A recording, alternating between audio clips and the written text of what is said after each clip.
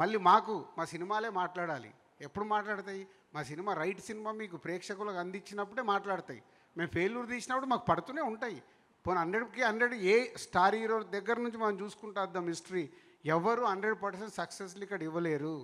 Example నేను మన మధ్యాహ్నం పవన్ కళ్యాణ్ గారు ఖుషీ టు గబ్బర్ సింగ్ 10 years పీరియడ్లో ఒక జల్సా, ఒక గుడ్ ఫీలింగ్ వచ్చింది. 10 years కానీ ఆయన స్టార్ ఇమేజ్ ఇంత కూడా కదలలే. ఎందుకు? వెయిటింగ్.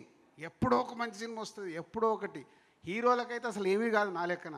వాళ్ళు ఒకరోజు కొడతారు, మళ్ళీ వెళ్తారు, కొడతారు, వెళ్తారు, పడతారు, లేస్తారు. వాళ్ళకు సమస్య కాదు, మాకు డేంజర్.